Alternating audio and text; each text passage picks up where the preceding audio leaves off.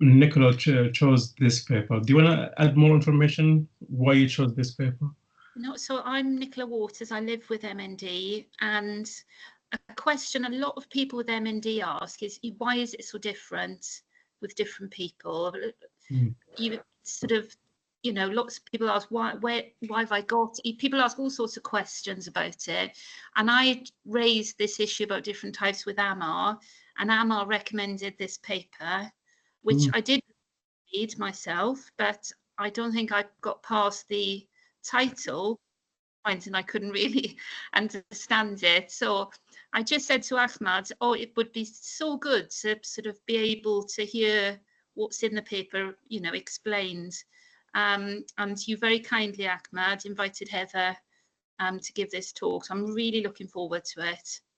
Thank you very much. So also, like, if you have a research you want to share with everyone, please reach out. And also, if we want, there is a paper you're interested in or a topic, please reach out and we'll reach to the first or leading author of this paper that you're interested to know more of the topic, and we'll try to discuss it in this platform. One thing like what I want to highlight in this platform, we try to communicate naturally without using scientific jargons. Let's try to make it as accessible, and please unmute yourself, ask questions whenever, like, if there's something like not clear. Heather, you got the platform. Okay, right, I'll just start. Yeah, so I'm going to present the research from the paper that Nicola recommended today. But first, before doing this, I'm just going to talk about my journey into MND just briefly, and then a little brief introduction on the genetic code, you know, like DNA, RNA, and then try and explain in the simplest way I can. If it's too complicated, please feel free to ask any questions about what bioinformatics and computational genetics is before going on to the study. So, my journey into MND, it didn't start like straight away. So I did my bachelor's at neuroscience at the University of Nottingham, and I was really interested in how inflammation in the brain can contribute to development of neurodegenerative conditions. So I studied Alzheimer's and also HIV-related neurocognitive disorder. And then I did a project on the loss of hippocampal neurons. That's the center in the brain that controls your memory. So I've focused a lot of the research on how the loss of this in people that take hard drugs, how that can affect inflammation as well, how the two interplay. But then during this time, my grandma got diagnosed with PSP, which is progressive supranuclear palsy, which is a similar condition to ALS. It's under the umbrella, which has a lot of similarities to Parkinson's as well. So then I was doing neurodegenerative condition-based research already. So I moved to King's, did a master's in clinical neuroscience, and I was interested in focusing on a particular gene that causes ALS, so FUS. It's responsible for 4% familial, 1% sporadic ALS. So I was just focused on trying to identify all of the different genes and proteins that it interacts with, and then seeing if there are any molecular pathways which are implicated in people that carry this particular mutations in this gene. And then I spent the next 4 years doing a PhD, as I previously said, with Amal, Alfredo and Ahmad. And this was focused on how we can use bioinformatics and computational genomics to study the heterogeneity of ALS, because ALS is a very complex disease. There's a lot of molecular processes going on. There's a lot of genes, causal genes, modifier genes. So this was used data from Project Mine, which is a large ALS consortium, and funded by GSK and Drive Health, which is the King Centre for Data-Driven Health. And it encompassed three things basically. So I developed tools to basically go from when the blood gets drawn from a patient, take it through a sequencer, and then you get all the different mutations in the genes, and then you get a report out of it. So that's one part of the PhD. The second part was trying to figure out if variants in a gene called NEFH can alter the risk of ALS. And then the third part of the PhD was the research I'm going to present now. So that's very brief introduction to my research journey so far. So I'm now going to go on to the genetic code, because I think for you to understand why we focused on gene expression and RNA in this paper, you need a little brief introduction about the genetic code in general. So when we talk about genomics, and this is the study of the complete genetic code of an individual. So this genetic code, if you take a section of DNA in the top left of the picture, the genetic code is stored in DNA. This DNA is housed in chromosomes in the nucleus or the hub of a cell. And in the chromosomes, you have sections containing genes. And sometimes within these genes, if I look on the right here, sometimes you might have a little mutation, which is basically like if somebody's cut the code, insert something in it, or if parts of the code are being swapped, that's a mutation, and that's what we study. That's one part of it, but it's not what we're focusing on in this paper. So in this paper, what we're actually interested in is the segments of genes which carry DNA that are responsible for making proteins, because these allow cells to function properly. So we focus on RNA particularly because if you unzip DNA, you have this section of RNA. RNA then forms the building blocks called amino acids. Then these combine to form proteins. And then what these proteins do is they carry all the instructions to allow the cells to do the job, basically. So different genes can have different functions. They can affect a lot of different pathways in the body. So that's why we're interested in the RNA section. And so we're focusing in this paper on gene activity in an individual. So we can count how much RNA in each gene is present in a sample. And what this measures is which genes in the genetic code are turned on and by how much. And we're interested in this because if these values are normal, then that might cause proteins to be produced that are non-functional, so don't work properly, which, depending on the protein's role, like I've said, there's a lot of pathways, could be responsible for either the development or modification of disease. So we're really focusing on gene activity here. So how do we actually use the measures of gene activity to then identify different processes which might go wrong in people with ALS? Heather, before you move on, Yeah. to interrupt you. Yeah, no worries. Nicola, do you think this is clear? How the idea between DNA and RNA and proteins, and do you want Heather to expand more on that? No, I think that's really, really helpful. Thank you. Really helpful. Thank you. Okay, no worries. Okay, so like I've said, we're interested in gene activity. So we can actually use these measured gene activity, put it through bioinformatics tools or computational genomics tools. And it sounds like very fancy words, but actually, when you break it down, it just looks for patterns in data, basically. So Bioinformatics, we've talked about the biology, so we're trying to focus on gene activity. And then what we do with this is we use computer-based approaches to study this genetic information about gene activity on a large scale. So basically, the information about the activity of our genes can be used to understand how individuals with MND have different biology, basically. So how their underlying biological differences influence the onset and progression.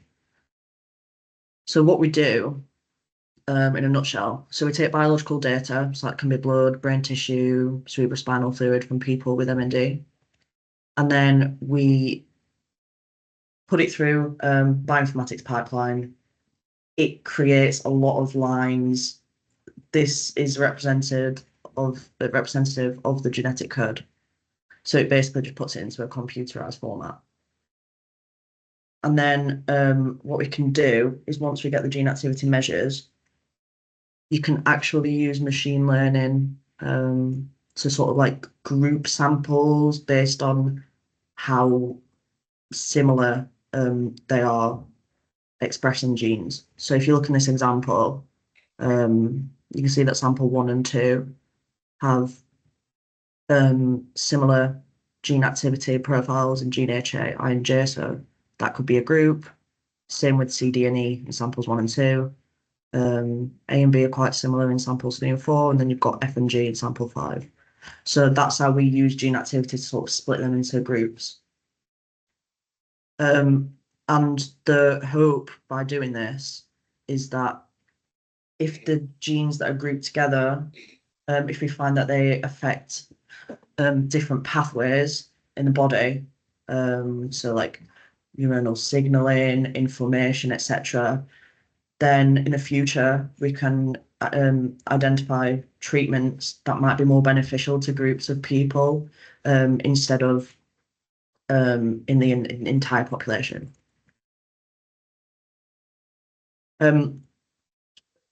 As I said, bioinformatics, there's a lot going on. So how do we actually get from getting the profiles out to actually identifying the groups and then the pathways? So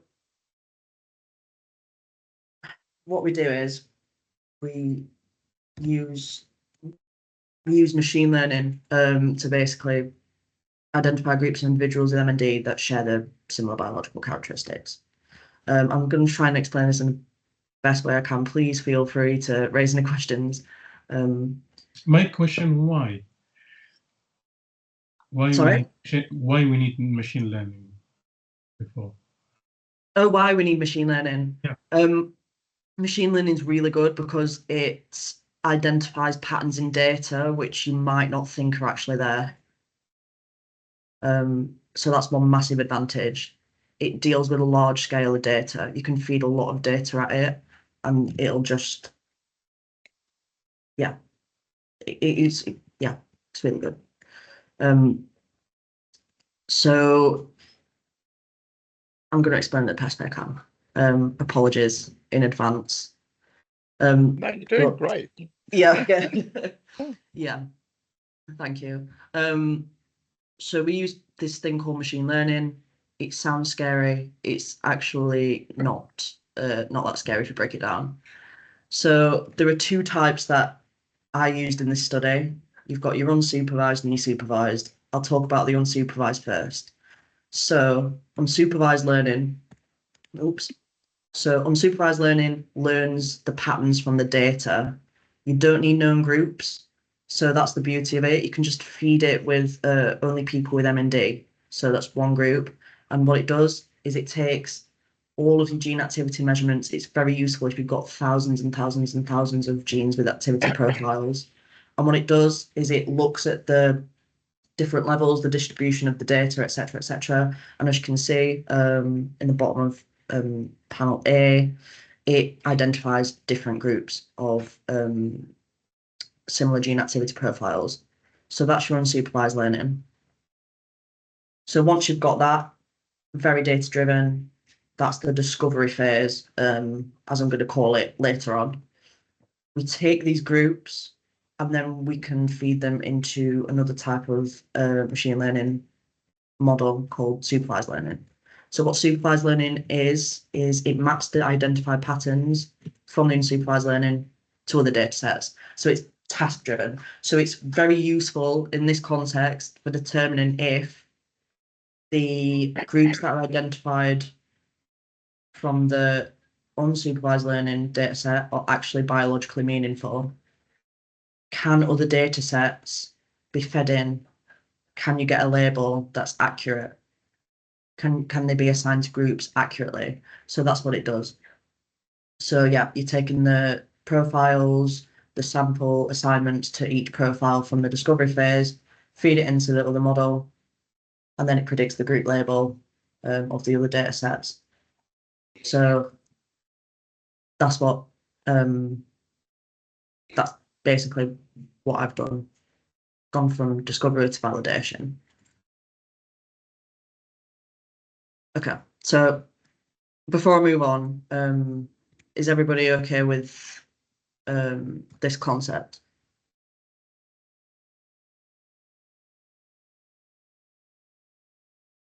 So I have a question. Please go ahead. Yeah. So Heather, nice. I just wanted to know, so that this supervised learning is a kind of untargeted and unbiased, right? So the unsupervised is more of an unbiased thing. So it just takes in all of the data and the people with MND only. And then the supervised is we already have the groups, so it is more biased.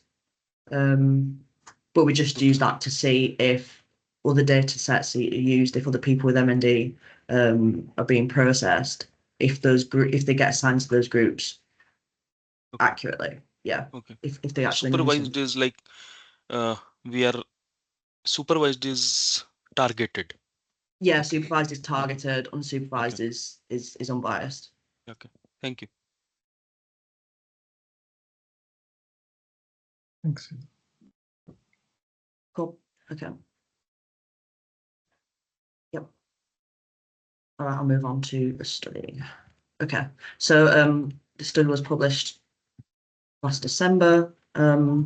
It formed the last chapter of my PhD work, and I'm currently extending this project to produce a new model in other data sets, trying to incorporate more information besides gene activity, and also testing and optimizing this current model that I'm going to present as part of the pre-fellowship with MND Scotland and MNDA.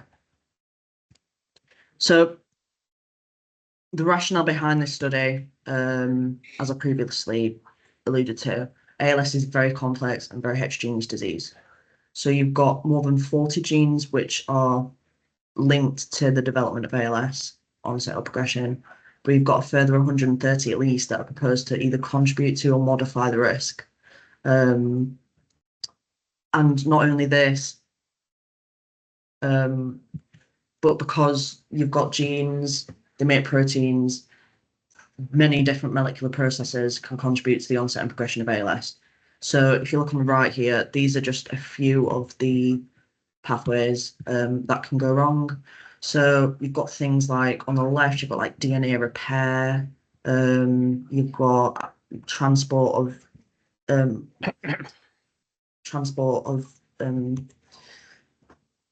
things down the axon, mitochondrial function, inflammation, signaling, cell death. There's a lot because there's so many genes that affect it. So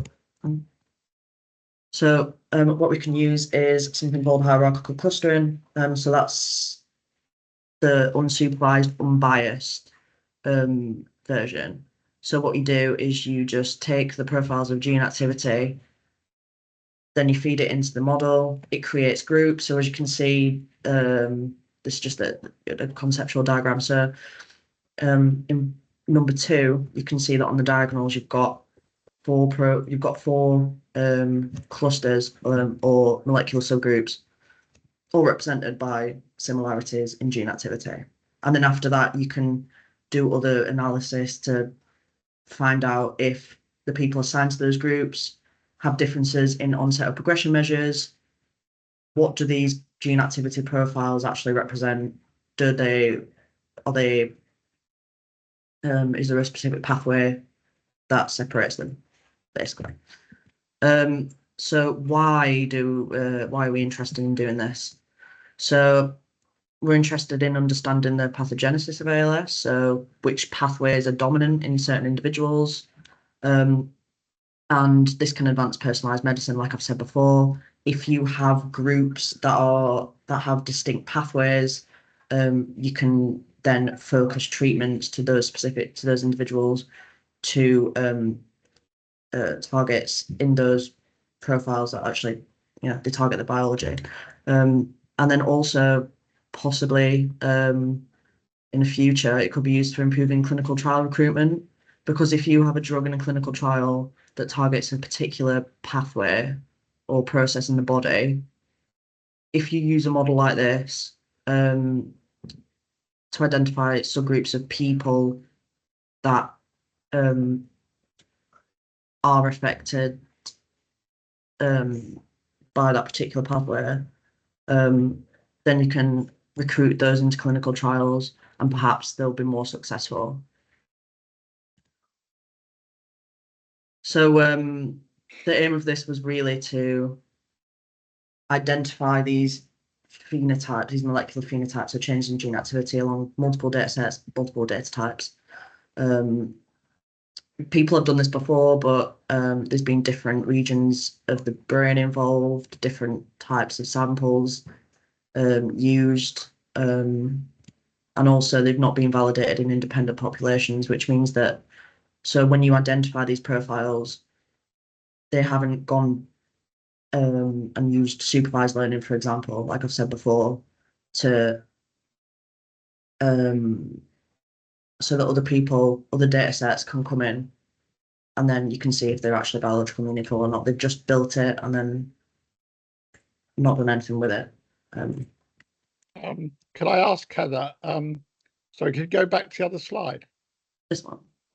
Could you explain a bit about motor cortex derived molecular phenotypes? And I suppose I'm wondering, is that the only way you can gather this type of data? You can't get it from other kind of biosamples? Yeah, so you can get it from blood as well. You can, okay. You can. But for the data we had available, there were much more people that there was a lot more motor cortex samples, so we thought we'd feed the machine learning model with that. Right. Okay. Yeah, you can get it. You can get it from blood. Yeah. So I want to add a little bit why. So you could do it from blood, and we have a huge number of samples that you could use, thousands. But we didn't understand the relationship what we observe in blood and also central nervous system. We think it is this relevant samples that are donated by people with MND, including brain tissue and spinal column tissue. Previous research pointed out that the motor cortex is one of the key important areas in the brain that we need to focus on. This is why he samples mostly from this region. But however, you can have a gene expression or activity profile from any single cell in your body. Blood continuously is generated, so it would be like a snapshot of time. Brain is more relevant. Yeah. And is that why we had post-mortem in the title of the whole paper? Yeah. Yeah. Gotcha. Okay, thanks. Yeah. So this is why it's a valuable resource, and without this donation, we can't progress. Yeah. We can see things in blood, but we are not always sure. And this is why, this center, specifically in the brain, is a focus of many MND researchers. I can see Anne also have her hand raised. Go ahead and mute yourself. Thank you so much, Ahmad, and thank you, Heather, for this great, fascinating talk. I can't wait to get to the data. I'm with Olink Proteomics, and I have a background in chronic pain biomarker research. But I was just curious about if this has been done in cerebrospinal fluid, which can sometimes represent an intermediate when we get closer to the brain. Do you mean with gene expression or proteomics? Well, with any approach, if it's been mapped.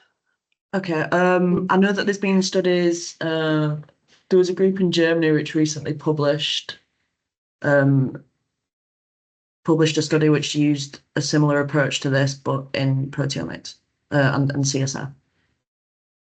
Wonderful, thank you. Yeah, no worries. Yeah, it could be like mentioned, like any tissue or fluids. Biomarker could be like multiple things. Can be like from what Heather mentioned, from DNA, RNA, and also it could be from proteins. Professor Martotena here was an expert in also like in biomarker development. His group is collecting samples from different tissue as well. We do this routinely every Thursday in our at King's also, where we collect DNA, RNA, CSF in subset of samples, people in clinical trials.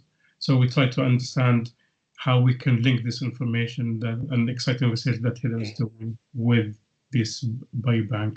Sorry, Heather, to interrupt you. Yeah, no worries, no worries. Yeah.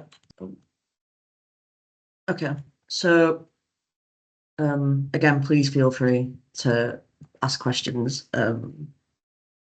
because I know there's quite a few concepts that are being thrown around. So what we did, we used post-mortem brain tissues from people in the King's College London Brain Bank. We used 112 people with sporadic ALS, and just to reiterate, the discovery cohort. So this is used to actually generate the model, get the gene activity profiles out before you map to other data sets. So what we did, calculated the gene activity measurements, and then we extracted the top 5,000 autosomal genes. So these autosomal genes are measures of gene activity in all chromosomes, apart from X and Y, which are sex chromosomes. So we had a look at which ones are most variable in terms of the gene activity between all individuals, then extracted those, and then we fed them through a model. So we used a model called NSNMF. You don't really need to know what it is, other than it is an unsupervised machine learning method, like I've said before. It finds a number of groups of genes with similar activity levels, which I've just called metagenes, and they can separate people with ALS. So I'm just going to go through briefly what it does, just for anybody that's interested. So you have your original matrix. So you've got the samples in the columns, you've got the gene activity measurements in the rows. And then what this method does is it identifies groups of genes with similar activity profiles called metagenes, and then the genes are scored against the whole metagene profile to see if they will belong in that certain metagene group or not. And then this is times by the expression pattern of each sample to that metagene. So that's basically what it's doing.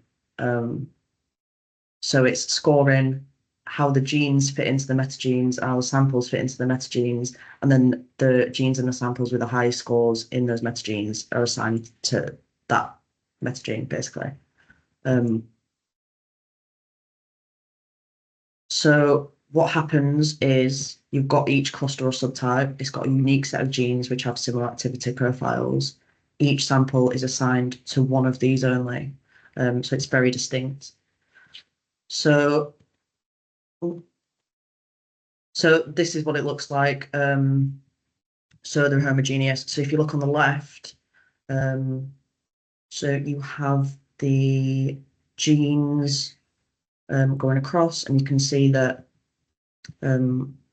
the red values mean that it's got very, very high probability of being in that metagene or activity profile. So you can see that there's a nice separation here. You've got 131 genes in 1, 291 in 2, 372 in 3.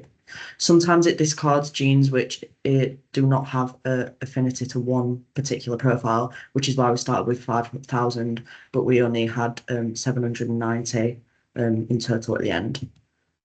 And then if you assign the patients, you can see again, you've got a nice separation of the samples to these metagenes as well. So this is how the method works. What do you mean by assign a patient here? Assign a patient. So for each patient, they basically are scored. So say you've got 3 metagenes, 3 clusters. So the patient gets fed into the model, and then the highest score, or the highest score based on all of the genes in that profile is the one that gets assigned to. Yeah.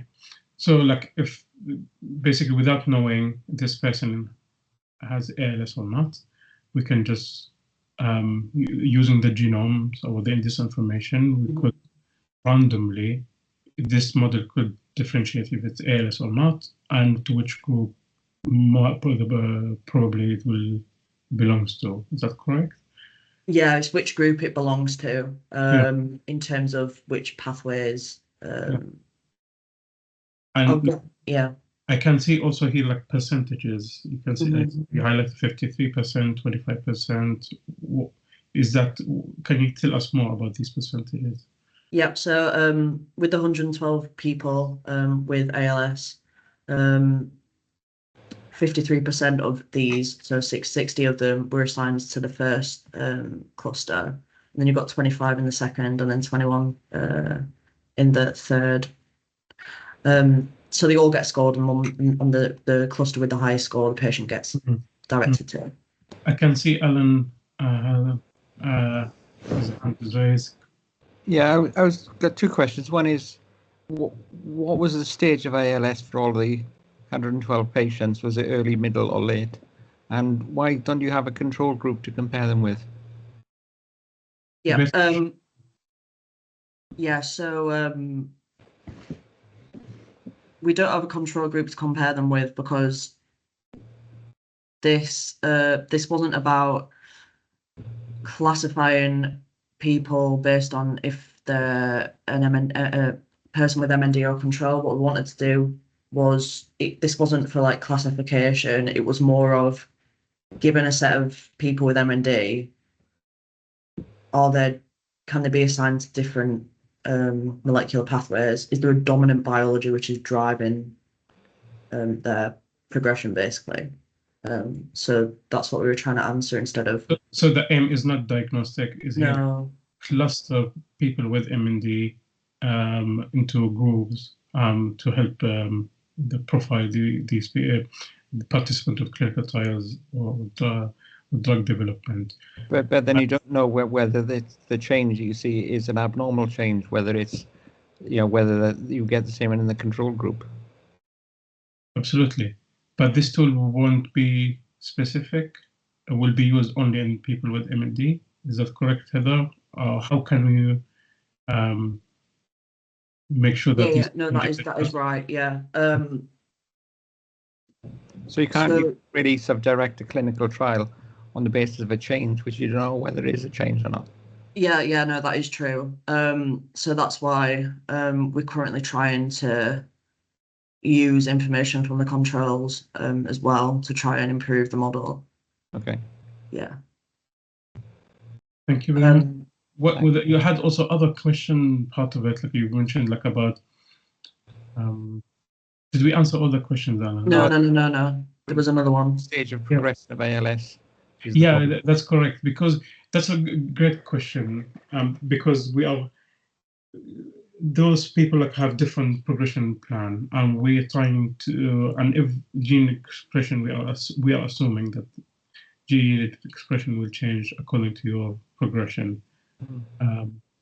What do you think, Heather? Yeah, I mean, these are all for this phase, they're all post-mortem, so they've all unfortunately passed away. So the stage would be End stage, it would be end stage, yeah. Yeah, that makes sense. use a King's staging system. So in general, like this will be used in people that still alive in different progression plan. However, like there are also ways also to factor for that.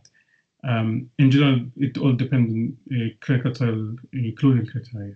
So usually it's very early in the right after diagnosis. But people progress in different ways. There are different metrics we could use in this kind of scenarios. One of which, for example, how quickly you are diagnosed. That's what we refer to this as diagnostic delay. So that could be a good indication.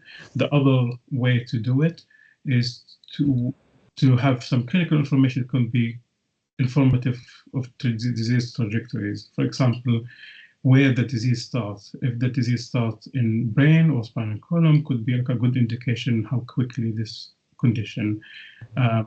So there are different ways we could integrate into this model. As you can see, also Heather also like this is the first step of the model. She's also working to make this model more applicable and more advanced with help of her fellowship and also Life Arc funding. I can see also Giovanna has a question. I think.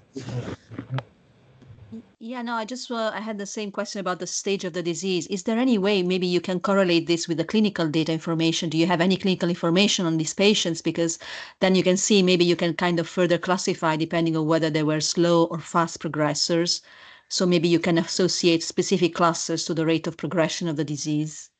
Yeah, that's actually, so we tried to do that once the patients were assigned, but we haven't classified them further based on progression. We just sort of did a correlation between the cluster assignment and different clinical measures. Okay.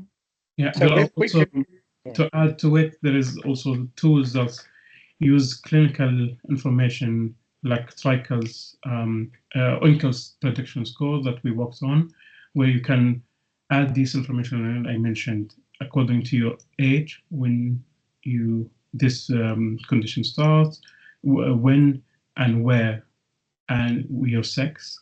So all this information, and to if you have C9 or not. So Yeah. that's it's a good model. However, like what we're trying to do, in addition to this existing model, you can add this kind of tool also to cluster using genomics. Yeah, I can see also the question from Nitish. Yeah, thank you, Heather. So I have a question, like maybe I'm thinking one step ahead. So these samples are from the end stage people, right? Yeah. Okay. So my second question is, if these people would have taken all the drugs which are in the market, like say for edaravone, say for riluzole and other drugs. So at the end stage, could we correlate the kind of, the efficacy or any correlation with these drugs which patients are taking, and then what are the protein signals or the change in the RNA happening? Can we correlate these things also so that we can give an additional data to the clinician, and that okay, these drugs are modifying these kind of Yeah, thanks, Natasha. Yeah, we can definitely. So unfortunately, we didn't have that information at the time. But as I'm going to improve this model, I'm going to sort of try and correlate it with the different medications that people are taking, to see if groups of people in those, if they're being assigned based on the drug modifying effects as well. Yeah, that would be like good to see how people provide change also. But I think you can assume that most people on riluzole. That's the most common use and the only one licensed in the UK. And those the people donated are all based in the UK. So although that they might be involved in clinical trials, but I would say few would be. So you can see like it's more homogeneous, like into using one medication here, which is the most common one really. So yeah, Alan? Oh, it's just a historic hand. Probably is. Okay. So sorry, Ahmed, I do apologise. I can't raise my hand and I No, can't I know move that. Yeah. so I do apologise. Really, so if we could get this type of data in one centralised place, like the MND register, and I would happily give my information, my story tomorrow, and I've been on Ridizol, then that would make Heather's job and your job kind of easier because there would be so much more data available. That's correct, isn't it? Yeah. So, that's why we got to get the MND register going faster. I think this is really key information, linking all these valuable information into one place. Yeah. Where researchers, brilliant researchers like Heather and others, wanna dig deep into these important questions. Sometimes it's not feasible to link these databases for ethical and other considerations. But what we're trying to do now is create like a universal ID where you come, for example, with your visit at King's, there's an ID that will be generated. This will be like like a passport, like we call it MND register. Then this will be anonymized.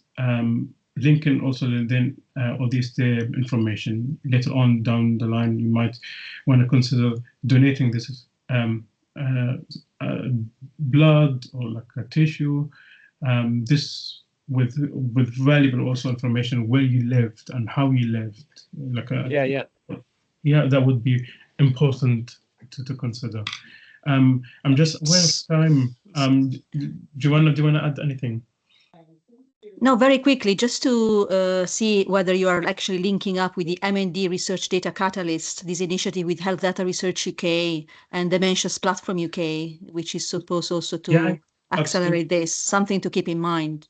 Absolutely. So to update everyone, and I think part of this platform is to update people about other initiatives happening in the UK. So one of the initiatives is the Data Catalyst, where there are funding to create massive databases, like to link everything, including MND register, the biobanks, UK MND Institute, all this also with other international also initiatives like Project MIND that Heather highlighted in the beginning. This is the biggest whole genome sequence consortium in the world, with also other initiatives in America and Canada. So there is a lot of exciting research happening at this time.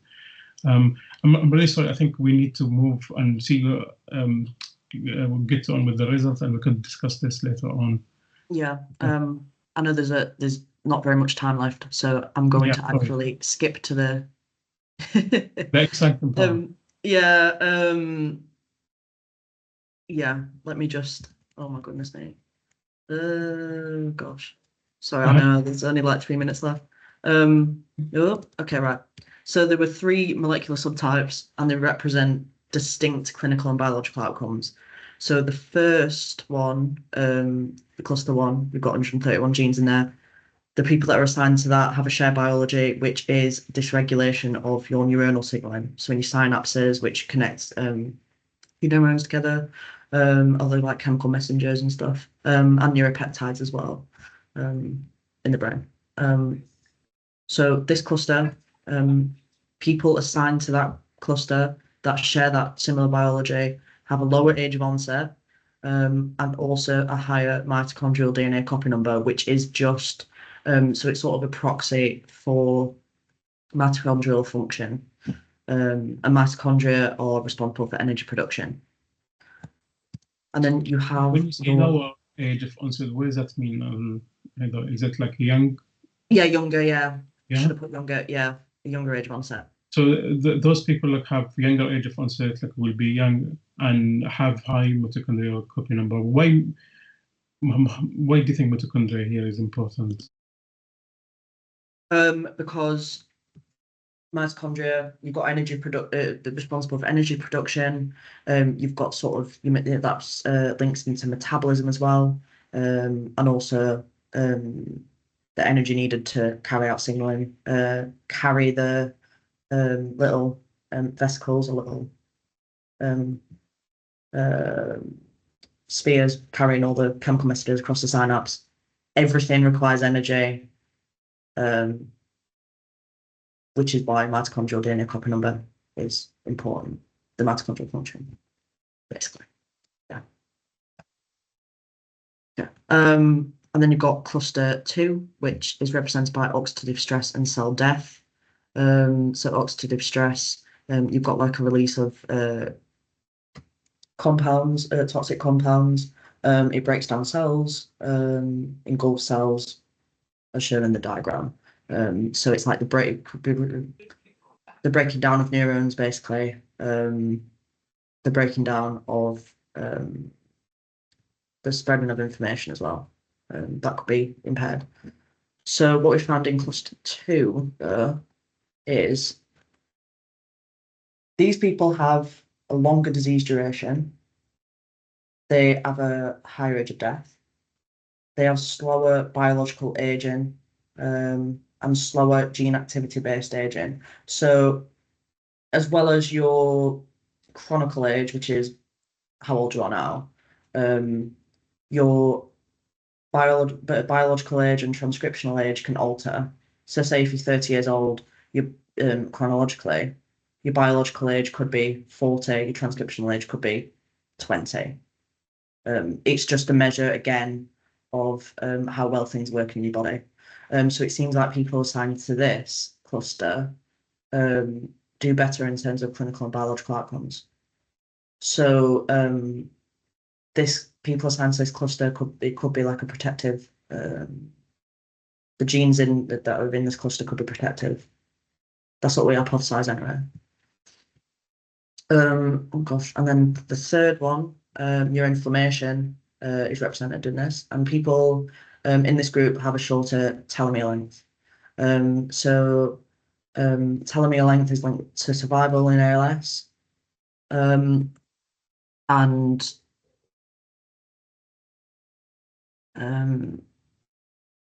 yeah, Ahmad did the research on telomere length in ALS.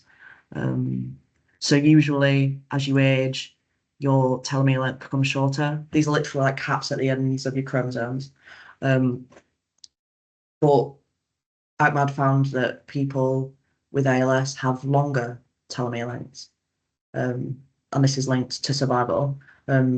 So some cases we have found that it's longer, but in this group would be shorter. Shorter, yeah. So that would be the one way to differentiate between these other cluster is the telomere length here, it's shorter than the others.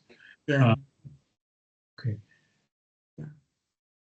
And then also, finally, so we have a lot of data sets that we fed in. There were 2 data sets in the brain, the post-mortem brain data sets that we actually had clinical information for about if people had a limb onset ALS or a bulbar onset ALS. Overall, there was a different proportion of people with limb onset assigned to the clusters than expected.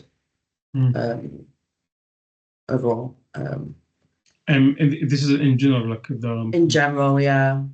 Which is also a good. That's reality of ALS. Most people have limb more spinal than bulbar. Bulbar it's a subgroup. Usually have quicker progression, but it's smaller representation. Is that correct, David? Do you want to add anything to it? Me? About yeah. About spinal and bulbar, like how many colleagues, friends, people with ALS? Oh yeah, most of them I would say would be limb onset with a different proportion with bulbar. How would you detect spinal onset? From clinical information, the presentation, the way present, usually it's easier to pick up which who has bulbar from usually quick tongue atrophy. But and to also, the human eye, it would be either bulbar or limb, wouldn't it? So you wouldn't see the spinal onset, if you see what I mean. No, sorry, can you explain more? Well, no, to the human eye, you wouldn't see spinal onset. The effect from the spine would either go to the bulbar region or other regions and to the limbs, wouldn't it? So that would be what you would observe. Yeah, what you observe, yeah, but it's like there are specific signs you can, like in doing neurological examination, you can see. Yeah, so it's the examination you would. Yeah, the examination. Yeah, you can see the reflexes. Usually, a quick examination for the tongue is usually. Oh, really? Yeah. And fasciculation, some like the muscle group involved and reflexes. So, and you can see also for profile the progression is quicker. Yeah. Yeah. Okay. And also speech is in quickly being involved in bulbar quicker than spinal. Yeah. So a good representation, that's spinal more than bulbar here. Also, I would say like probably sex here would be more male than female. Is that correct? Yeah, there is more male than female generally, but that's because more males are affected than females. Did you take into account the sex differences into in the cluster formation? Yeah. Do you think we need a specific cluster like this just for female and male separately, or do you think one model is enough? I think we probably need to develop it further and sort of see if males and females have more distinct differences. This is just a generalization. Yeah, absolutely. I think I think we have see different risk genes involved, like in female risk and then male. But ideally, to develop one model rather than creating more models to more easier to use. And yeah, Nitish, do you want to ask any questions?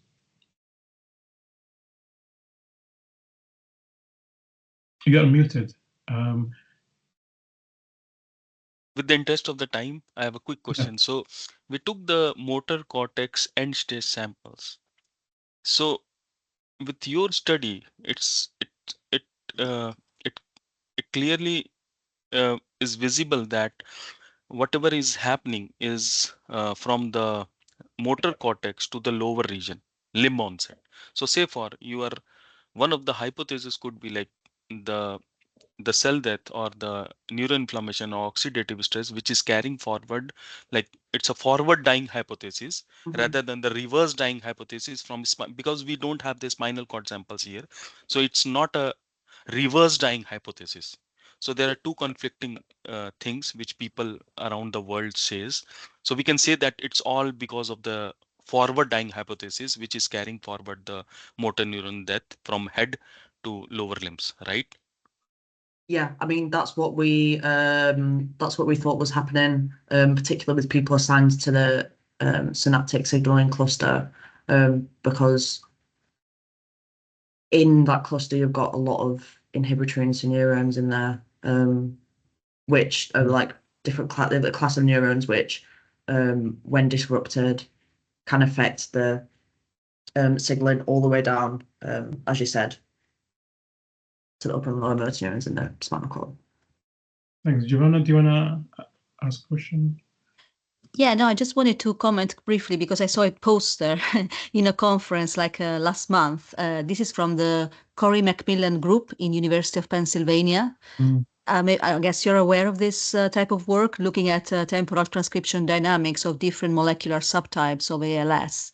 And they're also using specific algorithms called SUSTAIN, to Yeah. look at heterogeneous molecular subtypes. Yeah. This was looking at lumbar spinal cord. So I don't know. They also have modules on synaptic signaling as well as immunometabolic signaling. So even though it's a different type of approach, maybe it would be good to compare and contrast the two different type of machine learning approaches.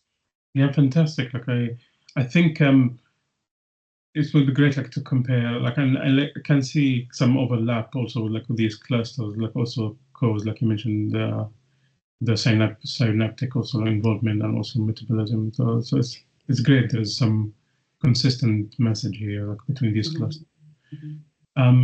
Heather, do you want to add more information on how can we use this down the line? Oh yeah, so down the line, like I said, if these are robust enough, you can map people anywhere in the world, any blood data set or brain tissue data set. Map these people. You already know that they have clinical and biological outcomes that distinguish each one. Like I said before, if you've got a clinical trial or a specific treatment that targets this particular pathway, you can identify which individuals in your, I don't know, say if you've got a clinical trial or people enrolling into a clinic, you can say, oh, this medication might be more beneficial for you. Maybe this sort of treatment will be more beneficial for you given this. Brilliant. Nicola, back to you. I hope like this paper like now is somehow like clear to understand. Do you have any questions?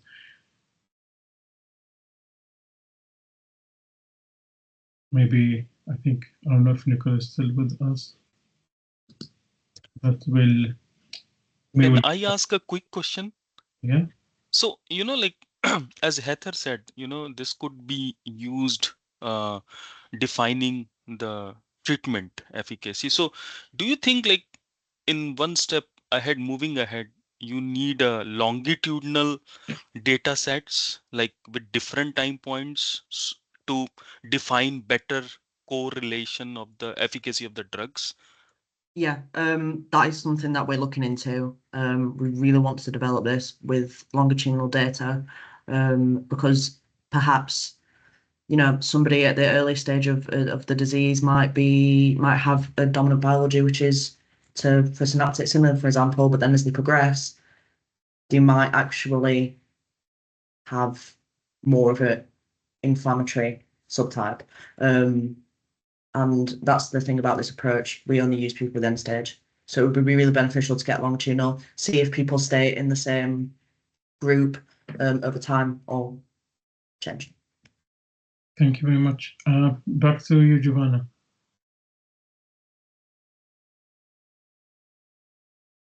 You are muted. Sorry, just one last thing. Looking at the Alzheimer's disease field, I think there is an explosion of this type of studies in this area. So I think it's really, I think potentially very informative to look at what's happening in the Alzheimer's disease area in terms of stratifying patients according to their molecular phenotypes and the types of approaches that are there. I can forward you a couple of examples of papers, just because I think, many of these type of procedures and processes can actually be also applied to the MND space. Yeah, thank you very much. And also, like, I would say, like, maybe comparison between overlapping conditions, like frontotemporal dementia, for example, like others, like, and use this clustering. How can we, in one of the questions that is sometimes people present with frontotemporal dementia, then they develop motor neuron disease. And sometimes the opposites, with people with MND develop FTD. It would be great to know the trajectories. Yeah, and also the fact that also many types of Alzheimer's disease cases also have TDP43 inclusions.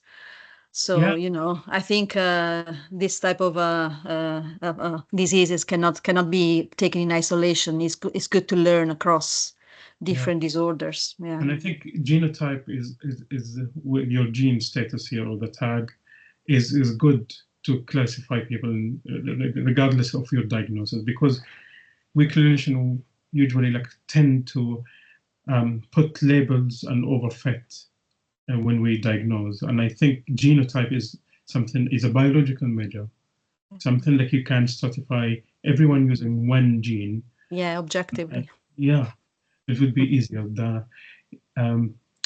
Heather, thank you very much for your time. That was really fun. Thank you very much, Heather. Yeah, it was. I'm surprised I've learned so much, and it was great. Thanks. Yeah, thank you. It's not easy to explain complex concepts. No, it's great. Really. Yeah, thanks really so brilliant. much, Heather.